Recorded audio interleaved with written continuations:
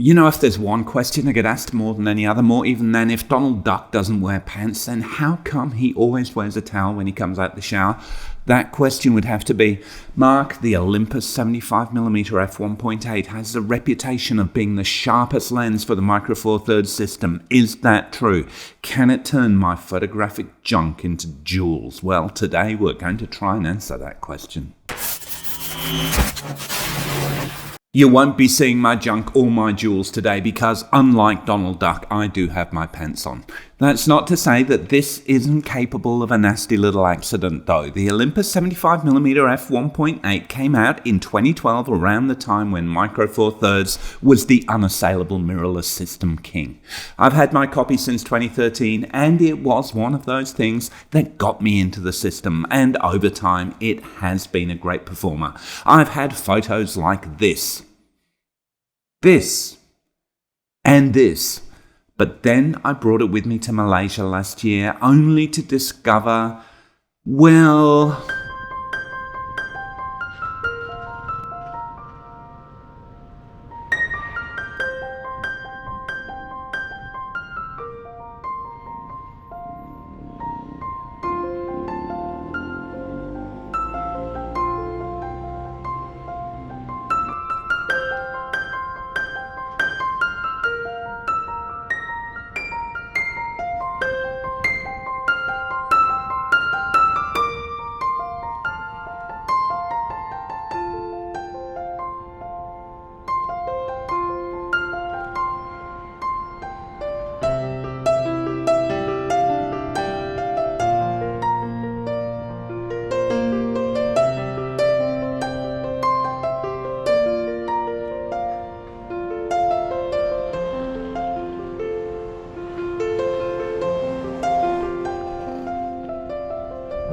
this is not a walkable city.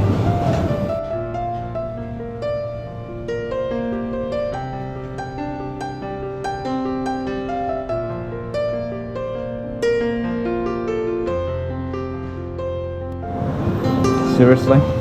Yes, seriously, the lens seemed to struggle with autofocus at infinity. I mean, don't get me wrong, that's a lovely picture of a door handle, but I wasn't actually going with the furniture fixings aesthetic. And as try as I might, I was struggling with photos in the distance. I did manage to capture a couple of decent middle distance images, but just as you don't get an f1.8 lens to shoot at a small aperture, a lens that can't shoot at infinity is useless. Except maybe as a portrait lens, or a macro lens. But I digress. The 75mm went in for repair and returned as good as new for just the bargain price that a good quality second-hand one would probably have cost me at an auction site. Well, it probably says something about this lens that I was willing to spend the money on getting it repaired. And I do have an emotional attachment to it that I will explain in a moment. But for now, we need to make sure that this lens is actually working properly. So I took it with me to Japan in the knowledge that I was planning on getting a new camera while I was there, and what better way to show off the OM system OM3 than actually pair it with this, the 75mm on the streets of Tokyo. This isn't exactly a street lens, but let's see how it fares. Shin Okubo is Koreatown, and I was there to pick up some rejuvenating skin treatment for my daughter, as well as check out whether I could rejuvenate my own photography with my rejuvenated lens.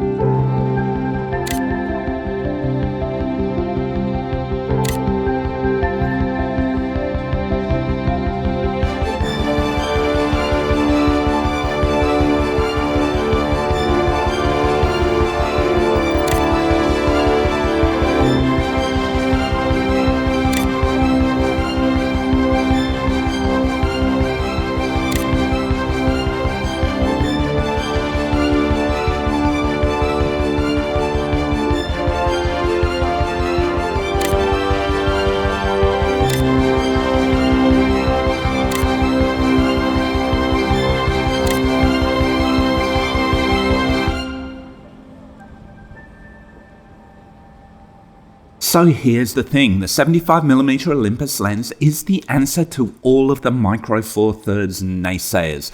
We've heard all the criticisms thrown at that crop sensor. It's just a cheap entry into photography, not a professional format. You cannot get that shallow depth of field and be a post-millennial bokeh whore with it.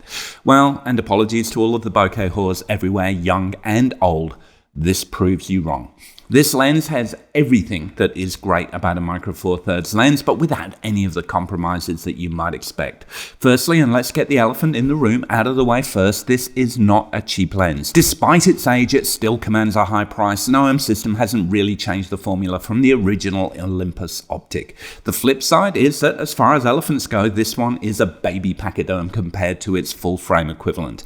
If you compare it to Nikon's 135mm f1.8 planner, then you've got a lens here that's just 1/3 of the price, 1/3 of the weight, and almost exactly half as tall. And yes, the planner is a fat fella. But as everybody keeps telling me, size isn't everything, and while the 75mm is a short and stubby little guy, his girth allows for an impressive amount of glass to look through, despite only needing a 58mm filter. It lets in the same amount of light as the planner at f1.8. Other than that, there really isn't much to say physically about the lens. It doesn't have any cool features like a manual focus clutch or aperture ring. It doesn't have any function buttons, and where would you put them on a lens this small anyway? What it does have is a premium metal feel. I don't think that metal's titanium, but it feels good to touch, and the focus ring, albeit focused by wire, has a smooth and very gently damped feel. And of course, it focuses internally with no extruding elements like a cheap zoom.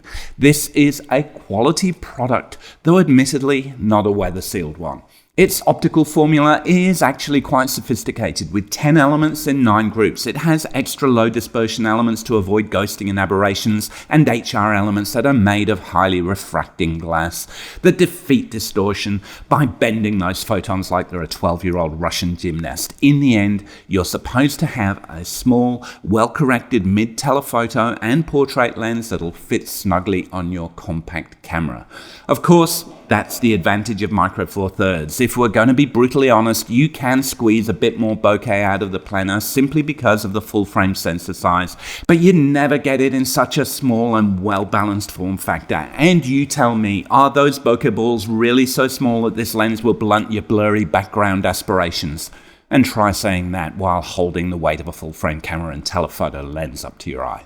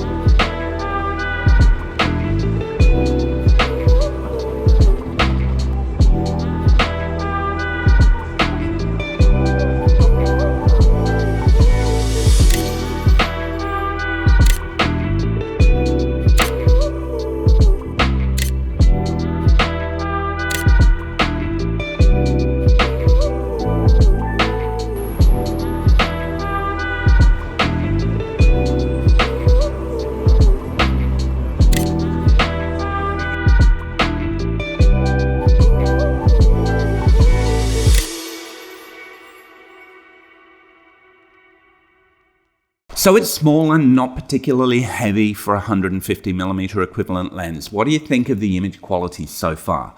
Honestly, for me, it's just one of those X-Factor lenses. I'd place it in the same league as my 180mm Nikon f2.8 ED and also my Sigma PreArt 50mm f1.4 HSM as having that something special.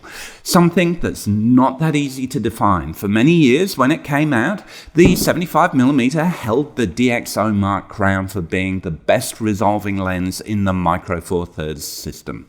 And while I'm sure some of the newer f1.2 Lumix and OM system primes might now beat it, they come in packages that are almost as big as a full-frame lens. This is small enough to mount on my Olympus Pen F without looking too ridiculous, and I think you'll agree on my OM3, you've got a balanced and perfectly compact combination.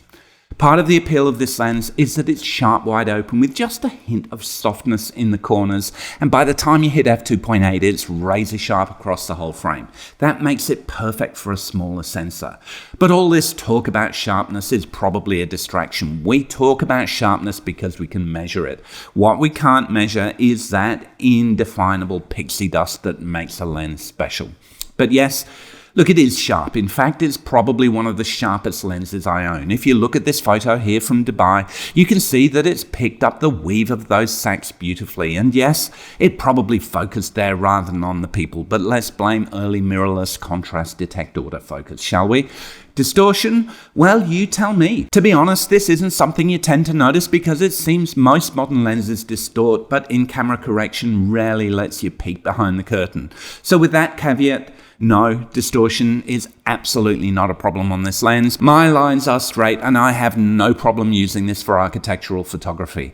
Hopefully when you do get the wobbles in your image, you're doing it deliberately like we do here.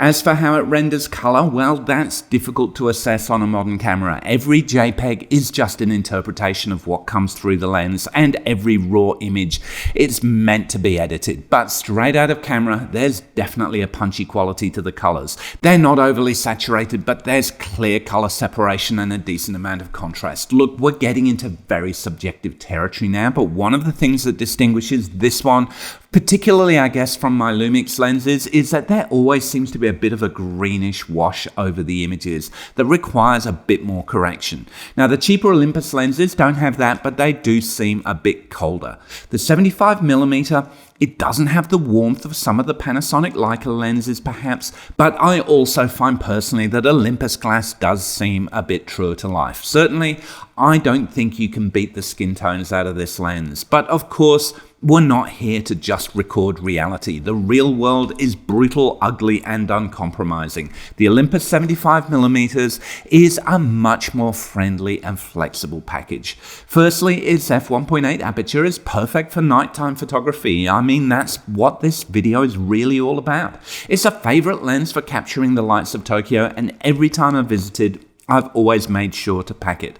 Remember, other than the shallow depth of field you get with full frame, you've got the same light gathering capacity of any 150mm f1.8 lens here. And that's actually a rare commodity and one of the defining characteristics of Micro Four Thirds. It's perfect for darker scenarios like churches and performance venues, and it gives you plenty of reach too. You're able to shoot at lower ISOs and avoid having to use aggressive noise reduction. You're still able to get plenty of background blur to really emphasize your subject too, but when you're on the streets the background is context, so it's nice not to completely obliterate it at times. The best part of those out of focus areas is how soft and delicate they look.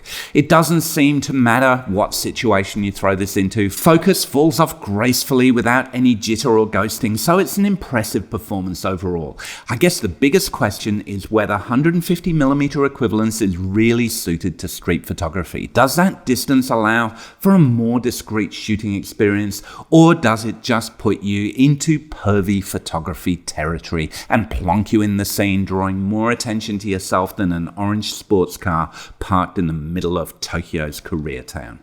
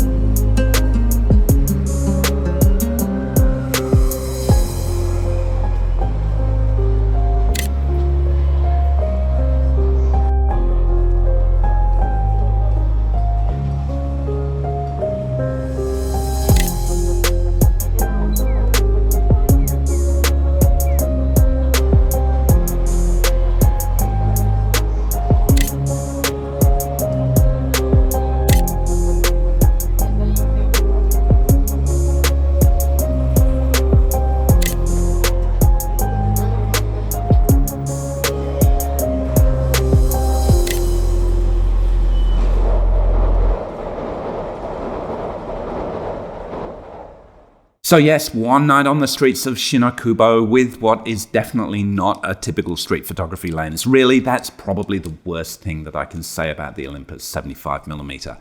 Its 150mm full frame equivalence is pretty much to telephoto, even for normal portraiture. I guess one of the cool things is that despite the long range, this isn't an intimidating lens. Bringing a normal 150mm to the night streets and someone is likely to stove your skull in with it.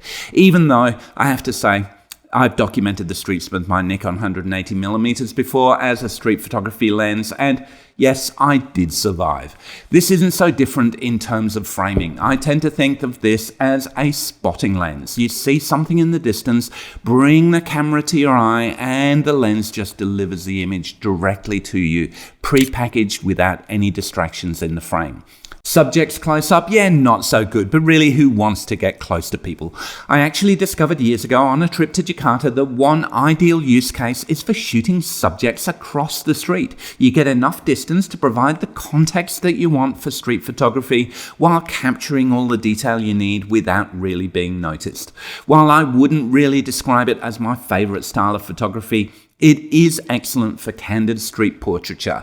I just prefer to be a bit further back from the action. I mean, as amazing as this pair of photos is at capturing beauty at all ages, it's not like I'm going to be putting close-up photos of random strangers on my wall. Still, this is one of my favorite travel lenses. It's been with me to China, where it's witnessed Westlake in Hangzhou. It's been with me to Valencia in Spain, where I shot the City of Arts and Sciences. One day I'm absolutely going to do a photo series on tourists, such as these images from the Watson temples of Cambodia. Because let's face it, people are much more fascinating than crumbly relics, unless like me you manage to do both at the same time. Still, these Anthony Gormley statues from one of the places of my childhood, Crosby in Liverpool, are even better because they don't move or even notice you. Bringing us back to one night in Koreatown, Tokyo though, and let's find 6 shots of Shin Okubo. These will be our Okubo Dori story, and let me know what you think in the comments below. One of my favorite things about sharing my photos is to get your constructive feedback. And look, I'm up for your destructive feedback too. I have no pride, and many will tell you that I've got no shame either. Subscribe, join the fray, and tell me if my curational skills are any better than my photography skills, and if I manage to pick the pearls, or if I miss some of the better ones along the way.